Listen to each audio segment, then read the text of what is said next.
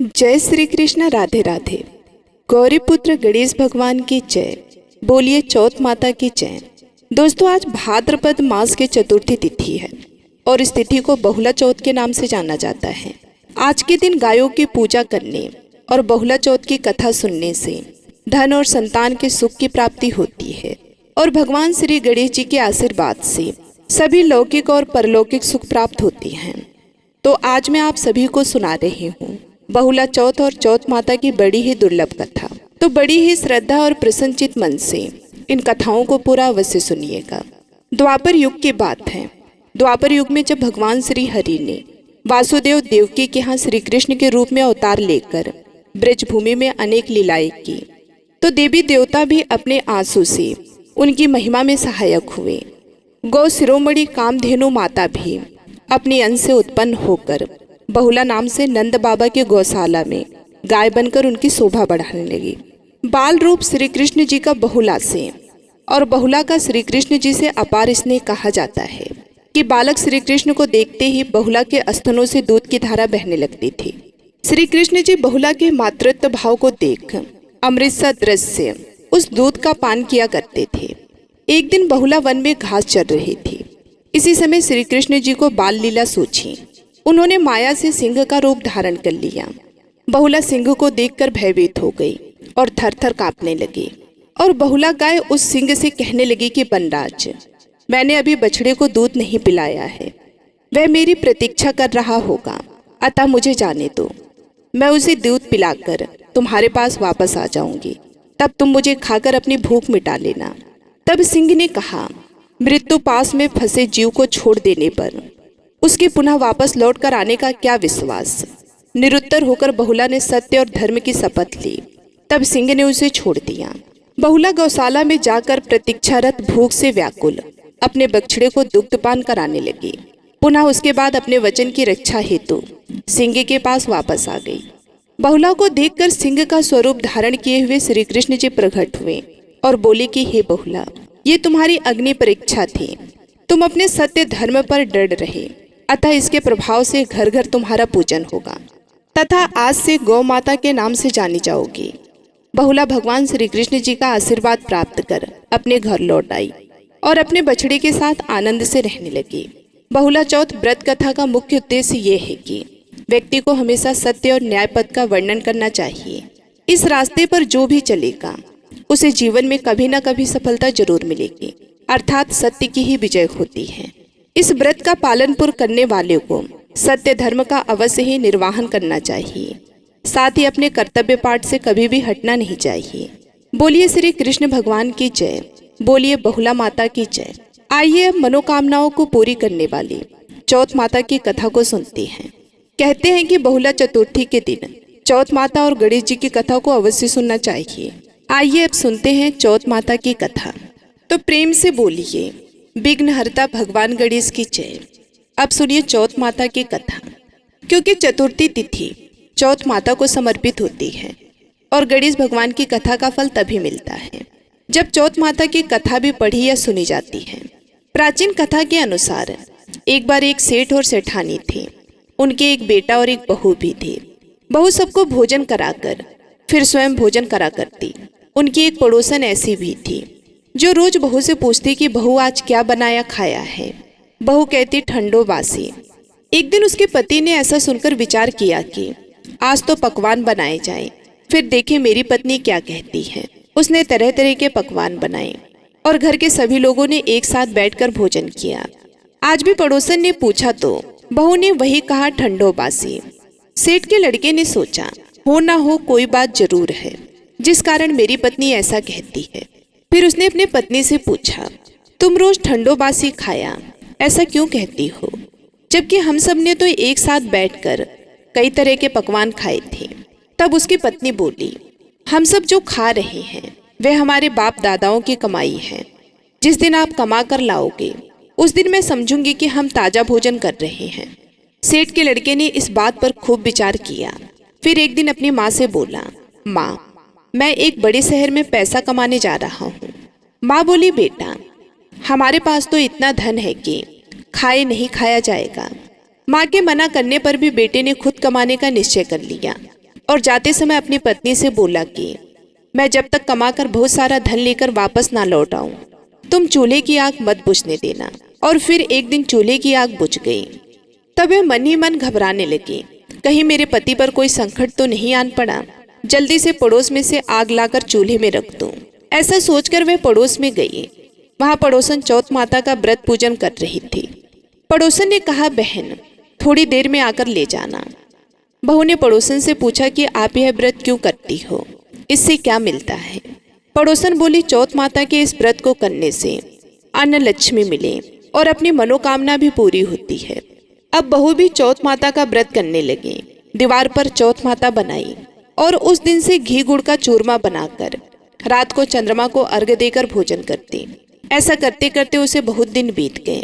उधर चौथ माता ने बहू के पति को सपने में दर्शन दिए कि साहूकार के बेटे तू जाग रहा है कि सो रहा है, तेरी पत्नी तुझे बहुत याद कर रही है, जा घर जा और उसकी चिंता मिटा। तू दुकान खोल कर कंकु केसर का पगलिया बनाकर बैठ जाना, आज तेरा सारा हिसाब किताब चुकता हो जाएगा। अब तो चौथ माता ने जैसा कहा था वैसा ही हुआ। उसने घर जाने की तैयारी की और गाड़ी भरकर धन दौलत लेकर चल पड़ा।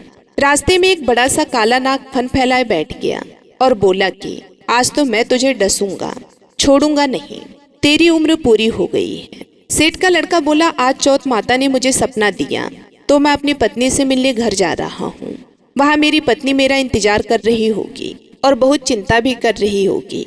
मैं उससे मिलकर जरूर वापस आऊंगा, तब तुम मुझे डस लेना। नाग बोला, तुम अगर शपथ लेकर जाओ तो ही मैं तुम्हें जाने दूंगा, अगर तुम लौट कर नहीं आए तो मैं तुम्हारे घर पर आकर ही तुम्हें डस लूंगा। इस प्रकार साहूकार का वह बेटा सांप को वचन देकर अपने घर पहुंच गया। वहां सभी से हंसी खुशी से मिला और भोजन करके फिर एक कोने में उदास होकर बैठ गया।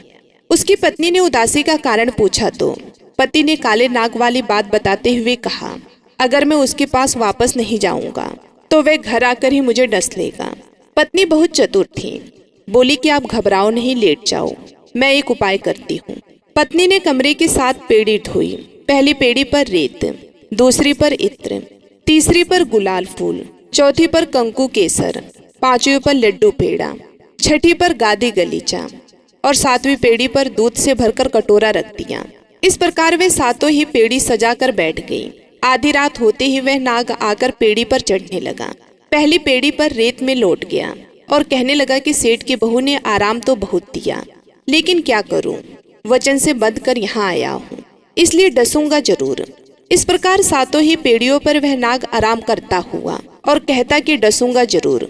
कि चौथ माता ने विचार किया कि अगर मैं इसे नहीं बचाऊंगी तो संसार में धर्म कर्म और व्रत पूजन फिर कौन मानेगा।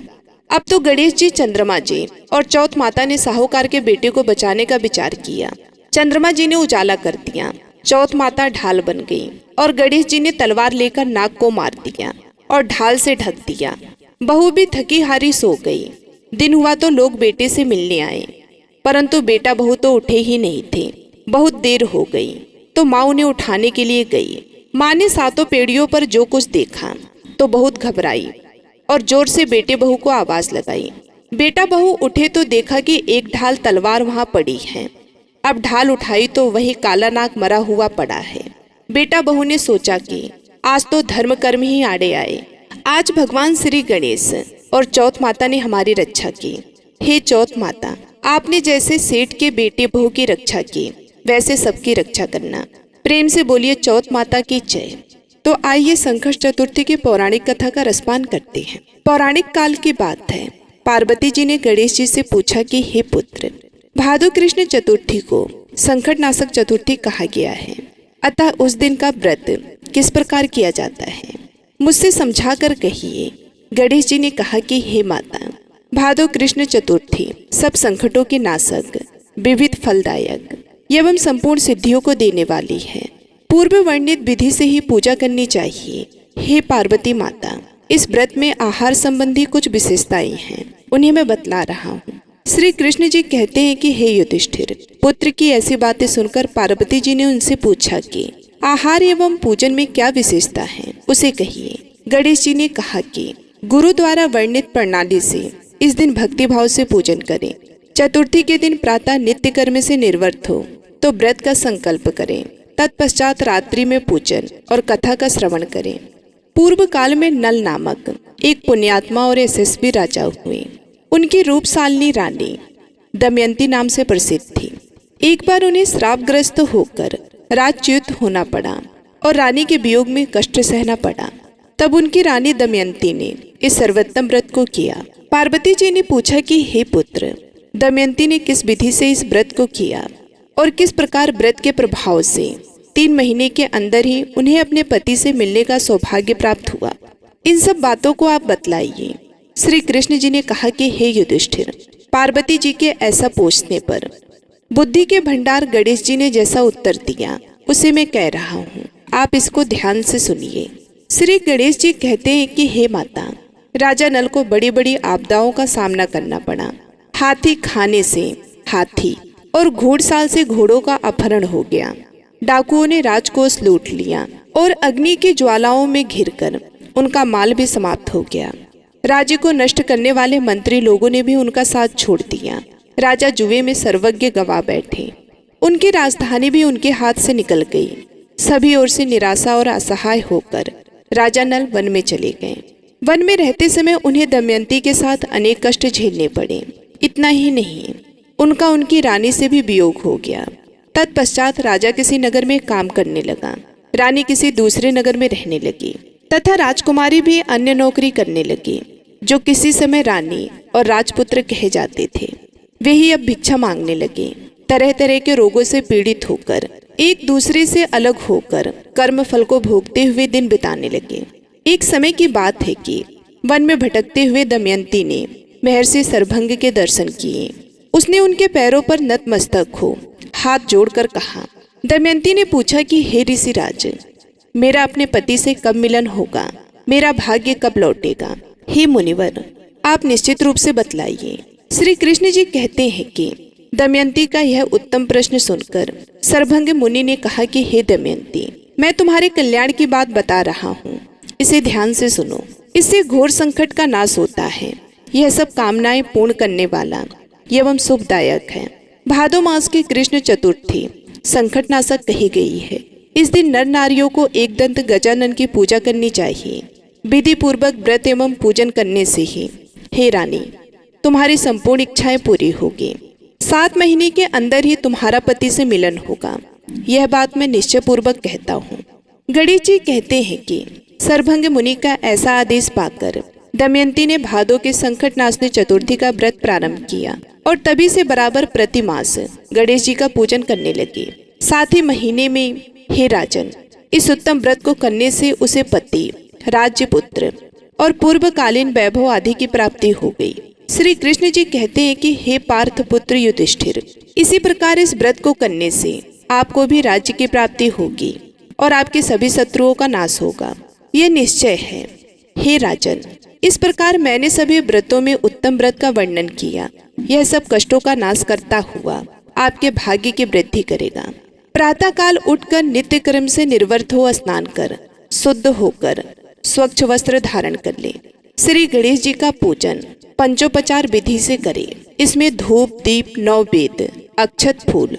इसके बाद हाथों में जल तथा दूर्वा लेकर मन ही मन श्री गणेश जी का ध्यान करते हुए मंत्र का जाप करें और मंत्र को बोलने के बाद व्रत का संकल्प करें। अब कलश में जल भरकर उसमें गंगा जल मिलाएं। कलश में दूर्वा, सिक्के, साबुत हल्दी रखें। उसके बाद लाल कपड़े से कलश का मुख बांध दें। कलश पर गणेश जी की प्रतिमा स्थापित करें। पूरे दिन श्री गणेश जी का ध्यान करें। एक स्नान प्रदोष काल में और कर लें। स्नान के बाद श्री गणेश जी के सामने सभी पूजन सामग्री के साथ बैठ जाएं। विधि विधान से गणेश जी का पूजन करें।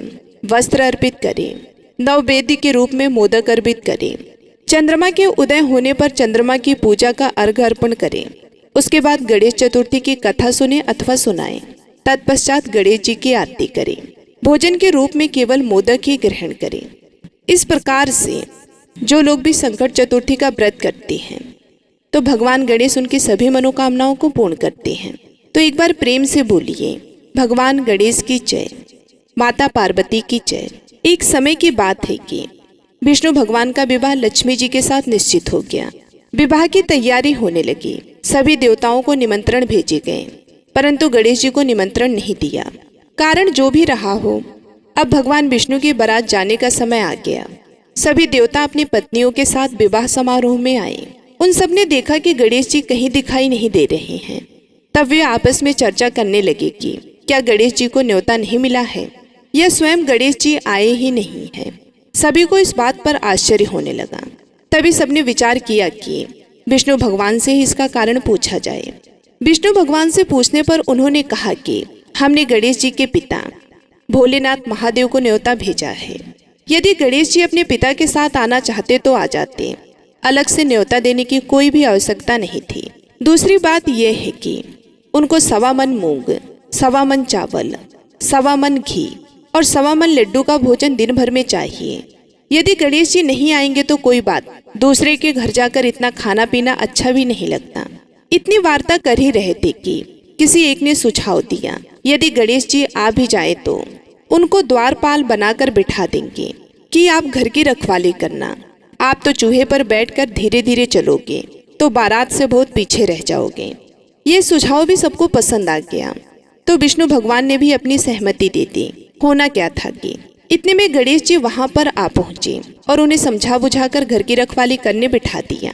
बारात चल दी। तब नारद जी ने देखा कि गणेश जी तो दरवाजे पर ही बैठे हुए हैं, तो वे गणेश जी के पास गए और रुकने का कारण पूछा। गणेश जी कहने लगे कि विष्णु भगवान ने मेरा बहुत अपमान किया है। नारद जी ने कहा कि आप अपनी मूषक सेना को आगे भेज दें, तो वह रास्ता खोद देंगे जिससे उनके वाहन धरती में धंस जाएंगे। तब आपको सम्मान पूर्वक बुलाना ही पड़ेगा। अब तो गणेश जी ने अपनी मूषक सेना जल्दी से आगे भेज दी और सेना ने जमीन पोली कर दी। जब बारात वहां से निकली तो रथों के पहिए धरती में धंस गए। लाख कोशिश करें परंतु पहिए नहीं निकले। सभी ने अपने अपने उपाय किए, परंतु पहिए तो नहीं निकले, बल्कि जगह जगह से टूट गए। किसी की समझ में नहीं आ रहा था कि अब क्या किया जाए। तब तो नारद जी ने कहा, आप लोगों ने गणेश जी का अपमान करके अच्छा नहीं किया। यदि उन्हें मना कर लाया जाए तो आपका कार्य सिद्ध हो सकता है और यह संकट भी टल सकता है। शंकर भगवान ने अपने दूत नंदी को भेजा और वे गणेश जी को लेकर आए। गणेश जी का आदर सम्मान के साथ पूजन किया। तब कहीं रथ के पहिए निकले। अब रथ के पहिए निकल तो गए, परंतु वो टूट फूट गए, तो उन्हें सुधारे कौन। पास के खेत में खाती काम कर रहा था, उसे बुलाया गया। खाती अपना कार्य करने से पहले श्री गणेशाय नमः कहकर गणेश जी की वंदना मन ही मन करने लगा। देखते ही देखते खाती ने सभी पहियों को ठीक कर दिया। तब खाती कहने लगा कि हे देवताओं, आपने सर्वप्रथम गणेश जी को नहीं मनाया होगा और ना ही उनकी पूजा की होगी, इसलिए तो आपके साथ यह संकट आया है। हम तो मूर्ख और अज्ञानी हैं, फिर भी पहले गणेश जी को पूजते हैं, उनका ध्यान करते हैं। आप लोग तो देवतागण हैं, फिर भी आप गणेश जी को कैसे भूल गए। अब आप लोग भगवान श्री गणेश जी के जय बोलकर जाएं, तो आपके सब काम बन जाएंगे और कोई संकट भी नहीं आएगा। ऐसा कहते हुए बारात वहां से चल दी और विष्णु भगवान का लक्ष्मी जी के साथ विवाह संपन्न करा के सभी सकुशल घर लौट आए। हे गणेश जी महाराज, आपने विष्णु को जैसे कारज सारियो ऐसे कारज सबके सिद्ध करियो। बोलो गजानन भगवान की जय।